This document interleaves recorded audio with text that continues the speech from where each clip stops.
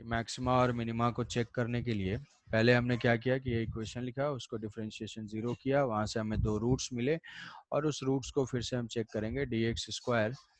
तो ये फिर से दोबारा डिफरेंशिएशन किया तो ये हो जाएगा 6x माइनस फोर। अब मान लो हमने x इज इक्वल टू 2 पे इसको इवेल्युएट करते हैं तो d2x square at x is equal to 2, मतलब x की वैल्यू यहाँ पे 2 पुट करते हैं तो 6 इंटू 2 माइनस 4, तो ये हो जाएगा 8 प्लस 8, तो ये क्या आया पॉजिटिव। तो मतलब x इज इक्वल टू 2, ये डबल डिफरेंशिएशन पॉजिटिव आया तो ये किसका पॉइंट है, ये मिनिमा का पॉइंट है। x is equal to 2 is a point of minima. अब वो मिनिमम वैल्यू पुट करने के लिए हमें इस इक्वेशन में x is equal to 2 put कर देना होगा।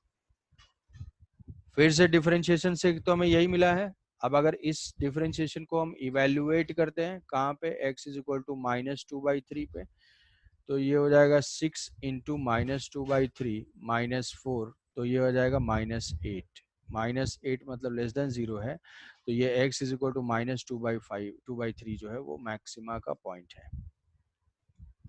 ठीक है, तो ये क्या इसमें असाइनमेंट का क्वेश्चन है, ये इसमें मैक्सिमम मिनिमा। Yes sir. ये जैसा है find the maximum and minimum value, ये दोनों वैसे ही जो है इसको कर सकते हो। यहाँ पे ये 33 34 35 जो है, तो यहाँ से इसको कर सकते हो। ये है मैक्सिमम मिनिमा फाइंड करने के लिए अप्रोच। ठीक है, yes sir, thank you sir. और कोई डाउट किसी को?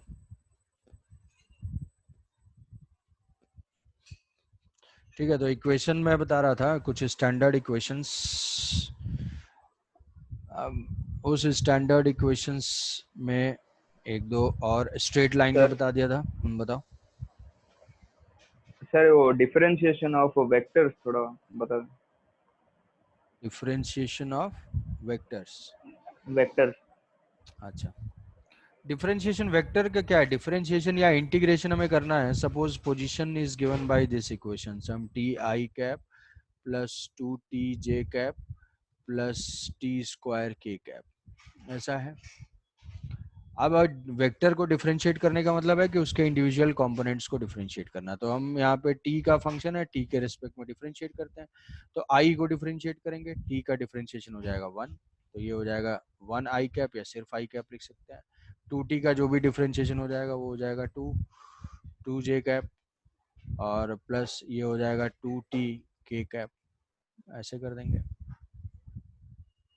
बस समझ में, y इज इक्वल टू मान लो ऐसा है, sine x i cap plus cos x j cap, dy by D X क्या होगा भाई, साइन का डिफरेंशिएशन कॉस या minus cos, cos X. Cos, तो साइन का डिफरेंशिएशन हो जाएगा कॉस, तो ये हो जाएगा कॉस एक्स आई कैप, और कॉस का डिफरेंशिएशन माइनस साइन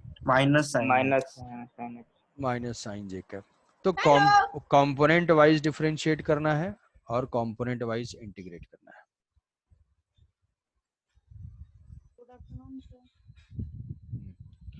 और कोई डाउट?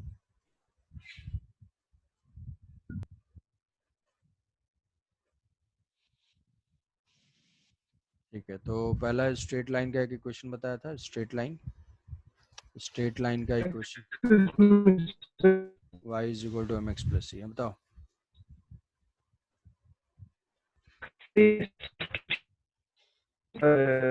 क्या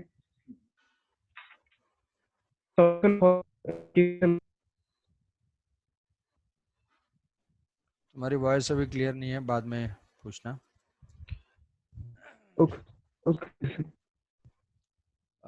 क्वाड्रेटिक इक्वेशन, तो ये स्ट्रेट लाइन है। क्वाड्रेटिक इक्वेशन मतलब वो भी पॉलिनोमियल इक्वेशन है। यहाँ पे क्या है, x जो इंडिपेंडेंट वेरिएबल है, उस इंडिपेंडेंट वेरिएबल का जो पावर है वो है 1, तो हाईएस्ट पावर है इसका 1, तो वो स्ट्रेट लाइन का इक्वेशन। इसको हम बोलेंगे कोई भी linear equation, this linear equation will always represent the straight line. अब क्वाड्रेटिक इक्वेशन जो है, वो क्वाड्रेटिक इक्वेशन जो ग्राफिकली हम उसको रिप्रेजेंट करते हैं तो वो पैराबोला को रिप्रेजेंट करता है। पैराबोलिक ग्राफ होता है। तो जो क्वाड्रेटिक इक्वेशन होता है वो होता है ax square plus B X plus C, और यहाँ पे ये कंडीशन है कि a का कोफिशिएंट जो है वो 0 नहीं होना चाहिए। मतलब हाईएस्ट पावर क्या है, हाईएस्ट पावर 2, तो इसको हम बोलते हैं ये स्टैंडर्ड क्वाड्रेटिक इक्वेशन है। अब इसमें ये समझोगे कहीं पे भी अगर ये होगा हाईएस्ट पावर 2 होगा तो वो क्वाड्रेटिक इक्वेशन होगा, और क्वाड्रेटिक इक्वेशन ग्राफिकली जो है पैराबोला को रिप्रेजेंट करता है। पैराबोला को रिप्रेजेंट करता है तो यहाँ पे हमारे दो पॉसिबिलिटी होते हैं। अगर एक्स स्क्वायर का कोफिशिएंट जो है वो ग्रेटर देन 0 होता है तो ये जो पैराबोलिक ग्राफ होता है, ये पैराबोलिक ग्राफ ये अपवर्ड ओपनिंग पैराबोला होता है, और ये जहाँ पे ये इंटरसेक्ट कर रहा है ये इसके रूट्स होते हैं, इसको हम बोल देंगे अल्फा एंड बीटा। तो जो रूट्स होते हैं इस पैराबोला के, जिसको याद होगा तो ठीक है, अदरवाइज हम ऐसे फाइंड करते हैं minus B plus minus B square minus 4ac divided by 2a, ये रूट्स होंगे। एक अल्फा बीटा जो है यहाँ से प्लस माइनस दो वैल्यूज लेंगे तो यहाँ से हम इसका रूट्स फाइंड कर सकते हैं। रूट्स क्या होता है, ये ग्राफ जो है कहाँ पे एक्स एक्सिस को इंटरसेक्ट करेगा, those points are called roots. अब यही पैराबोला अगर a का कोफिशिएंट नेगेटिव है, एक्स स्क्वायर का कोफिशिएंट पॉजिटिव है तो upward opening parabola, X square का कोफिशिएंट नेगेटिव है तो डाउनवर्ड ओपनिंग पैराबोला होता है। इस टाइप का कुछ होगा, ऐसे कोई होगा, डाउनवर्ड ओपनिंग होगा। अब ऐसा किसी को ये डाउट होगा कि सर इधर ही होगा, ऐसा कोई जरूरी नहीं है, वो तो रूट के ऊपर डिपेंड करता है। मान लो 2 और 4 होगा, ऐसा कुछ आया तो यहाँ पे होगा, -1 एंड 0 होगा तो ऐसा होगा, -2 -1 होगा तो इधर होगा। तो ये इधर उधर ट्रांसलेट कर सकता है। इसके भी रूट्स का फॉर्मूला वही रहेगा जो जनरल है। तो ये हो जाएगा -b plus minus B square minus 4ac divided by 2a। ऐसे हम रूट फाइंड कर सकते हैं। या फिर जो फैक्टराइज, जैसे यहाँ पे हमने फैक्टराइजेशन से क्वाड्रेटिक इक्वेशन सॉल्व किया, जो वैसे रूट निकाल सकते हैं, बहुत अच्छी बात है। अदरवाइज ये फॉर्मूला हमें अप्लाई कर देना है, और ये ग्राफ को रिप्रेजेंट कर रहा है। तो रूट्स का मतलब क्या है कि जहाँ पे वो एक्स एक्सिस को इंटरसेक्ट कर रहा है, मतलब जहाँ पे y की वैल्यू क्या है, 0 है, y की वैल्यू जिस पॉइंट पे 0 है वहां से हमें रूट मिलेगा। तो y 0 पुट करके ये इक्वेशन हमें सॉल्व करने से ये रूट्स की वैल्यूज आ जाएंगी। तो तुम्हें इसमें इतना याद रखना है कि क्वाड्रेटिक इक्वेशन मतलब x का हाईएस्ट पावर अगर 2 मिला तो उसके दो टाइप के ग्राफ हो सकते हैं। पैराबोलिक ग्राफ होगा, इस फंक्शन को बोलते हैं पैराबोलिक फंक्शन, और अपवर्ड ओपनिंग होगा if coefficient of X square is positive, downward opening होगा if coefficient of X square is negative. दूसरे टाइप का एक हमारा फ्रीक्वेंटली जो आता है फंक्शन, वो सर्किल का इक्वेशन। तो सर्कल जो है वो सर्कल का एक सेंटर होगा और उसकी रेडियस होगी। सर्कल को हम डिफाइन करते हैं कि circle is the locus of point whose distance from any given fixed point remains constant। कि लोकस ऑफ मतलब वो सारे पॉइंट्स को लोकस मतलब ज्वाइन कर देते हैं। तो ये जो सेंटर है, सर ये लोकस क्या होता है? लोकस मतलब होता है ट्रेजेक्टरी। लोकस का मतलब है ट्रेजेक्टरी। जैसे मान लो ये पॉइंट रखा और मैंने ऐसे लाइन ड्रॉ कर दिया, तो ये क्या है, ये हमने बहुत सारे पॉइंट्स को ज्वाइन किया है, ठीक है। तो ये हो जाएगा इसका लोकस। तो लोकस का मतलब हो सकता है पाथ या ट्रेजेक्टरी। तो circle is the locus of points, मतलब वो सारे पॉइंट्स को ज्वाइन करने से हमें मिलेगा which are whose distance from a fixed point remains constant। मतलब इस फिक्स पॉइंट से जितने भी 2 सेंटीमीटर के पॉइंट्स हैं उन सबको ज्वाइन कर देंगे तो हमें क्या मिल जाएगा, सर्कल मिल जाएगा। तो that fixed point is called centre. Point जो है वो हो जाएगा सेंटर, और जो फिक्स्ड डिस्टेंस है वो होता है रेडियस, वो हो जाएगा यस रेडियस। सर। तो इस सर्किल का सेंटर यहाँ पे है, तो सर्किल का सेंटर 0 0 पे है, 0 0 पे है, और ये इसकी जो रेडियस है वो r है। और ये मान लो सर्किल हमने ड्रॉ किया है एक्स वाई प्लेन में, तो इसका जो इक्वेशन होता है वो इस टाइप का होता है, X square plus Y square is equal to R square. तो ये कहीं पे भी अगर देखोगे एक्स स्क्वायर और वाई स्क्वायर ये दोनों का कोफिशिएंट सेम है,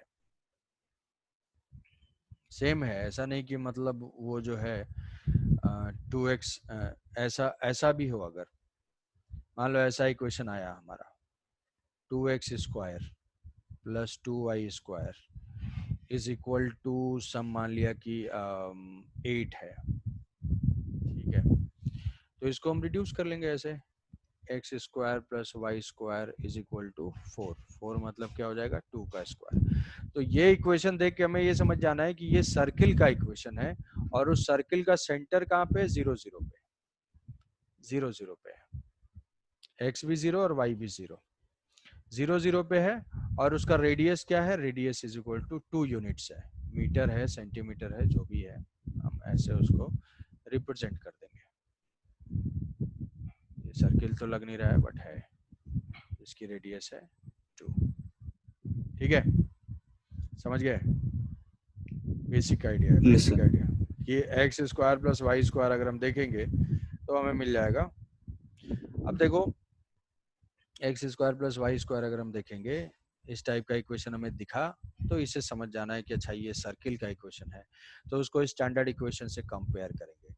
जनरल जो सर्किल का इक्वेशन होता है वो जनरल सर्किल का इक्वेशन इस टाइप का होता है, टेंशन में नहीं आना, आराम से देखना, X minus A square plus Y minus B का whole square is equal to R square. इस इक्वेशन का मतलब क्या है कि इसका जो सेंटर है, इसका सेंटर है ए कॉमा बी पे और इसकी रेडियस है आर। मतलब अब तो ये ओरिजिन लिया था, ये सर्किल ऐसे कहीं पे भी हो सकता है, ओरिजिन इधर हो, तो यहाँ पे जो इसका सेंटर है वो यहाँ से हम आइडेंटिफाई करेंगे, इसका सेंटर है ए बी और इसकी रेडियस है ऐसे आर,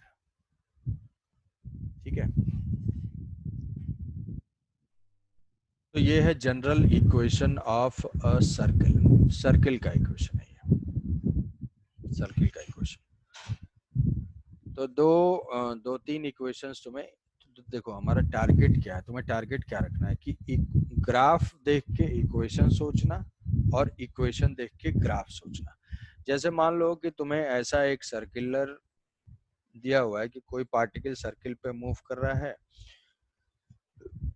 और इसका जो है ये है मान लो -2,0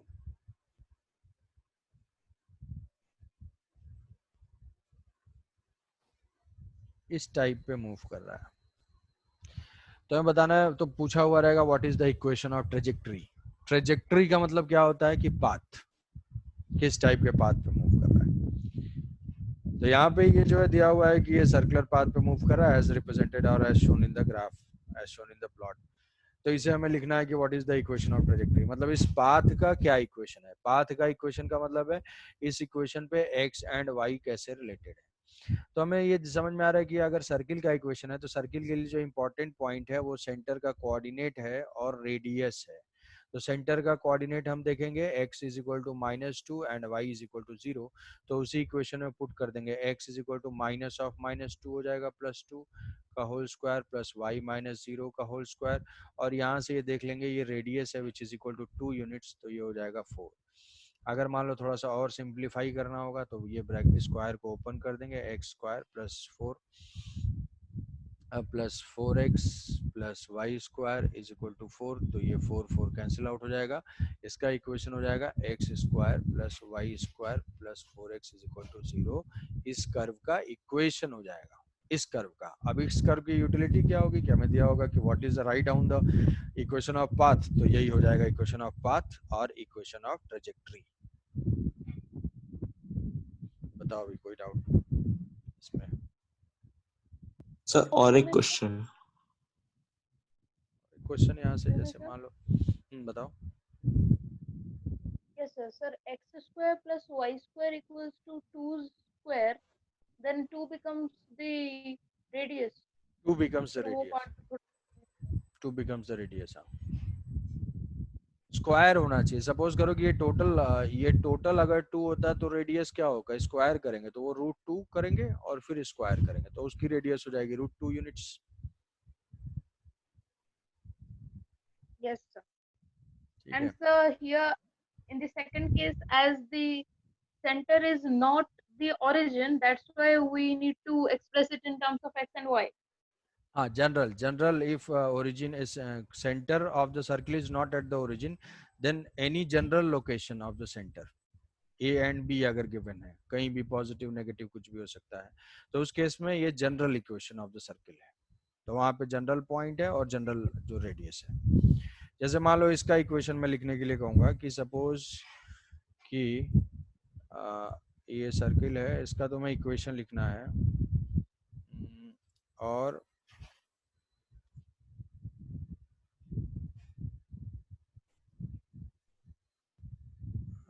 इसका सेंटर है. अच्छा ठीक है, ये जो है ओरिजिन यहाँ से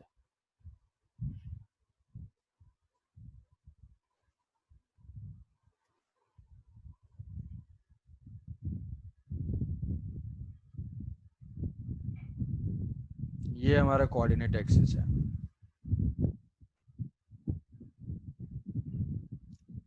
ये 2,2 है.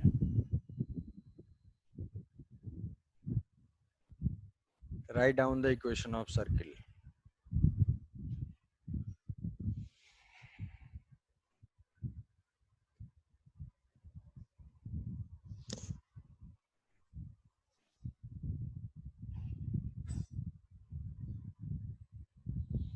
सेंटर का कोऑर्डिनेट 2,2 है, तो what is the equation of circle? ये सर थोड़ा सा So x square plus y square minus 4x minus 4y plus 4 equals to 0. उस इक्वेशन में पुट कर देंगे. हमें चाहिए कोऑर्डिनेट और रेडियस. अब रेडियस यहाँ से देख लोगे, यहाँ से रीड कर लोगे कि अच्छा ये है रेडियस, तो ये रेडियस r की वैल्यू है 2, r की वैल्यू है 2, तो यहाँ से क्या लिख लेंगे, x माइनस a का square plus y minus b का square is equal to 2 square. तो यही हो जाएगा X square minus 4x plus 4 plus Y square minus 4x plus 4 4y plus 4 is equal to 4 4 4 cancel out हो जाएगा. तो हमेशा तुम एक कैरेक्टरिस्टिक ऐसे आइडेंटिफाई कर सकते हो ना कि x का भी स्क्वायर होगा, y का भी स्क्वायर होगा. 4x 4y plus 4 is equal to 0. तो ये इक्वेशन ऑफ सर्किल हो जाएगा. तो ऐसा हमें दिया हुआ होगा, पार्टिकल मूव कर रहा है, find the equation of trajectory. तो ट्रेजेक्टरी का मतलब हो जाएगा ये. हुआ क्लियर ये? Yes sir. ठीक है, तो ये थे बेसिक ग्राफ. अब इसमें एक एग्जांपल लेके सारी चीजों को कैलकुलेट करते हैं. जैसे मान लो कि एक काइनेमेटिक्स चैप्टर हम पढ़ेंगे. Kinematics is the motion of, study the motion of particle without considering the cause of motion. कि हम कॉज ऑफ मोशन हमारा क्या होता था, फोर्स होता था. फोर्स इज एन एंटिटी और agent which changes the state of motion. तो अब काइनेमेटिक्स में हम ये नहीं देखेंगे कि नेट फोर्स कितना है, बस वो मूव कर रहा है. तो उसमें हमें काइनेमेटिक के वेरिएबल्स फाइंड करने हैं. वो काइनेमेटिक्स के वेरिएबल होते हैं वेलोसिटी, एक्सेलरेशन, ये सारी क्वांटिटीज. तो जैसे मान लिया कि एक ग्राफ यहाँ से गिवन है, ये ग्राफ हमने लिया. अब फ्री माइंड से इसको सोचना है. ये क्वेश्चन मैं इस पर्सपेक्टिव से बता रहा हूँ, सिर्फ और सिर्फ ये हमारे बेसिक मैथ के एप्लीकेशन के पॉइंट ऑफ व्यू से. काइनेमेटिक्स में हम इससे ऐसे और भी बहुत सारे क्वेश्चन सॉल्व करेंगे. कि कौन सा ग्राफ है ये, वेलोसिटी वर्सेस टाइम ग्राफ है. वेलोसिटी वर्सेस टाइम ग्राफ है और ऐसा ग्राफ दिया हुआ है.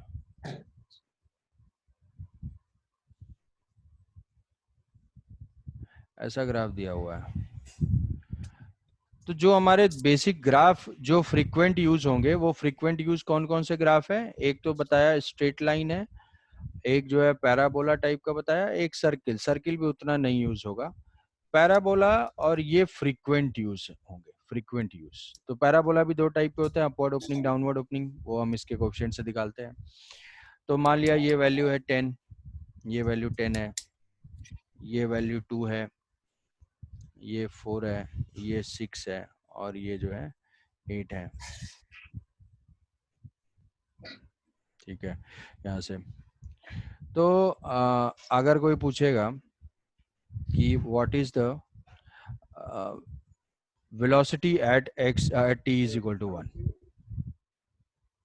velocity at x is equal to 1, sir 5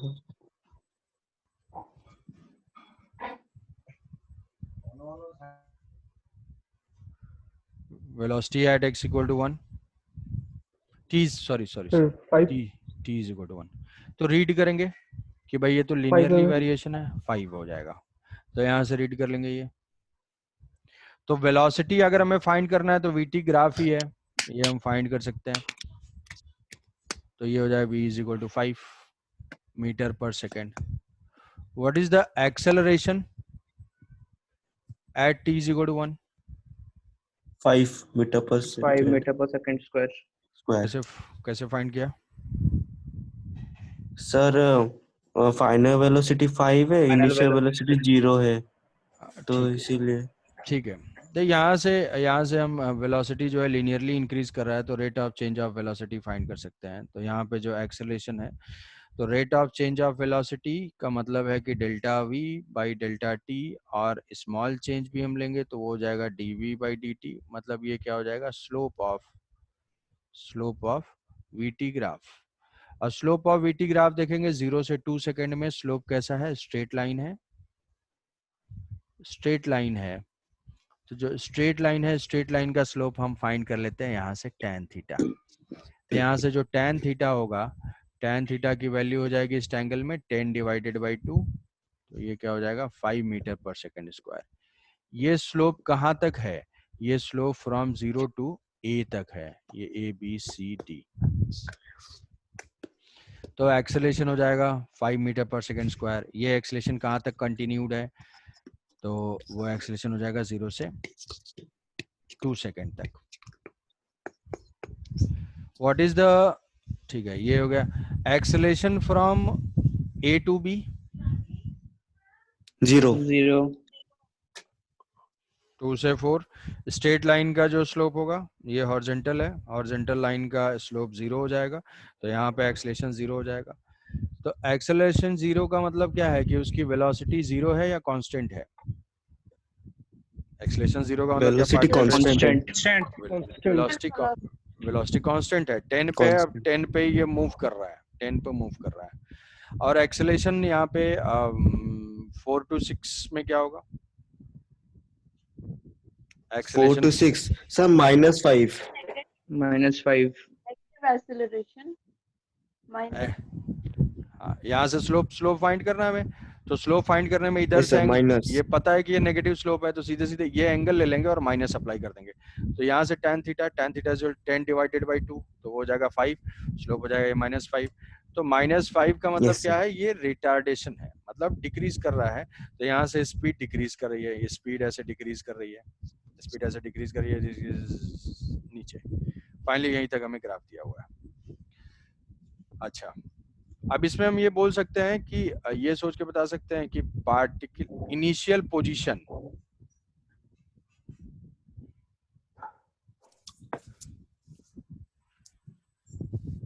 या ऐसे छोड़ो, ऐसे देखो कि मान लिया कि this particle starts from x is equal to 0, x equal to 0 से, तो हम ये बोल सकते हैं कि मोशन ऑफ, ये पूरे मोशन के लिए फॉर 0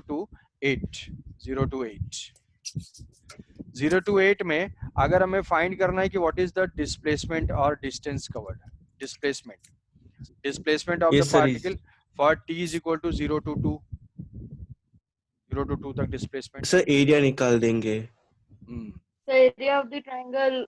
सर इंटीग्रेट कर देंगे। AO शाबाश। इंटीग्रेट करोगे, इंटीग्रेशन का मतलब तो एरिया फाइंड करना होता है, यही है। फॉरवर्ड जाएंगे तो डिफरेंशिएट, इधर आएंगे तो इंटीग्रेट।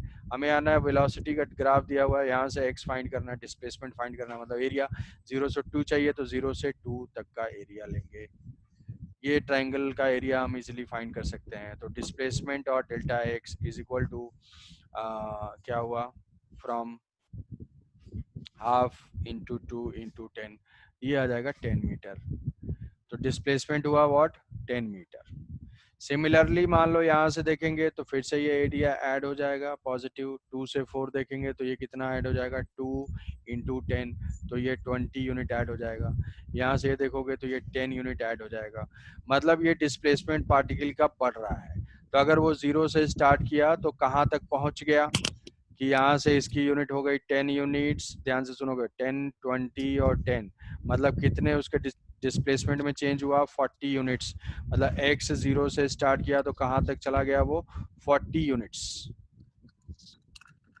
अब ये y एक्सिस के बिलो वाला जो है ना ये एरिया नेगेटिव होगा, ये एरिया नेगेटिव होगा क्योंकि अब वेलोसिटी यहाँ पे इस पॉइंट पे वेलोसिटी क्या है 0। मतलब पार्टिकल कैसे चलता जा रहा था, पार्टिकल ऐसे एक्सेलरेट हुआ, एक्सेलरेट होने के बाद इस पॉइंट पे वेलोसिटी 0 हुई और 0 होने के बाद नेगेटिव हुई। तो नेगेटिव का मतलब क्या हुआ, पार्टिकल ऐसे रिटर्न हुआ। तो जब रिटर्न होगा तो उसका जो डिस्प्लेसमेंट क्या हो जाएगा वो कम होने लगेगा। तो डिस्प्लेसमेंट कैसे हम यहाँ से फाइंड करेंगे, एरिया से।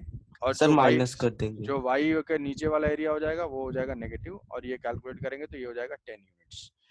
तो नेट डिस्प्लेसमेंट कितना हो जाएगा, यहाँ से फिर से ये 10 में वापस आ गया, यहाँ से 10। तो नेट डिस्प्लेसमेंट जो है हम बोलेंगे कि इनिशियल और फाइनल की 30 मीटर प्लस 30 मीटर। तो अब तुम्हें इसमें से वेलोसिटी टाइम ग्राफ जो है वो मोस्ट यूजफुल होता है, क्योंकि इस वेलोसिटी टाइम ग्राफ के स्लोप से एक्सेलेरेशन भी आ जाता है और एरिया से डिस्प्लेसमेंट भी आ जाता है, और दोनों का हम आंसर यहाँ से दे पाएंगे, दोनों के बारे में क्वेश्चन आ सकता है। तो अब इसमें देखो क्वेश्चन कैसे दिया जाएगा, x coordinate of the particle is continuously increases, x coordinate of particle is continuously decreases, x coordinate of particle first increases then decreases, और x coordinate of particle initially decreases then increases। तो यहाँ से देखोगे कि भाई यहाँ तो area plus होता जा रहा है, x इंक्रीज करता जा रहा है, डिस्प्लेसमेंट पर यहाँ से माइनस आ गया। तो कभी भी माइनस डिस्प्लेसमेंट हुआ मतलब पार्टिकल ने टर्न लिया यहाँ से। तो जब भी ये टर्निंग पॉइंट आएगा, इस टर्निंग पॉइंट की वजह से क्या हो जाएगी, डिस्प्लेसमेंट में चेंज होगा। तो अब यहाँ से स्टेटमेंट तुम्हें ऐसा आएगा, बट तुम्हें एनालाइज ये सारी चीजें करनी है।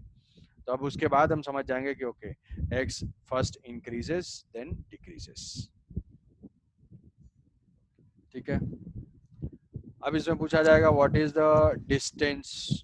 तो डिस्टेंस फाइंड करने के लिए distance is the actual path length, distance जो है टोटल कितना ट्रेवल किया। तो यहीं से हम कैलकुलेट कर देंगे, जितना ऐड कर देंगे। नेगेटिव वाली जो क्वांटिटी है उसको पॉजिटिव कर देंगे। तो ये 10 यूनिट्स 20 यूनिट्स 10 यूनिट्स 40, और ये नेगेटिव वाले को पॉजिटिव कर देंगे तो 50 यूनिट्स। तो distance is equal to 50 metre. Velocity अगर हम क्या हम इसका इक्वेशन भी लिख सकते हैं, इसका इक्वेशन भी लिख सकते हैं, जैसे ओ ए पार्ट का इक्वेशन। तो स्ट्रेट लाइन का इक्वेशन तुम्हें लिखना पता है कि यहाँ से जो है इक्वेशन लिख लेंगे, y is equal to what, y is equal to mx plus c, mx plus 5x c. plus 10 m तो हाँ m तो 5x प्लस अरे 0, इंटरसेप्ट 0 है ना, ओरिजिन से पास कर रहा है, तो v is equal to 5t। ये इक्वेशन हो जाएगा, ये वेलोसिटी का फंक्शन हो जाएगा। अब वेलोसिटी का फंक्शन लिखा हमने तो पूछेगा कि what is the function for acceleration, और 0 से 5 तक एक्सेलरेशन का ग्राफ ड्रॉ करो।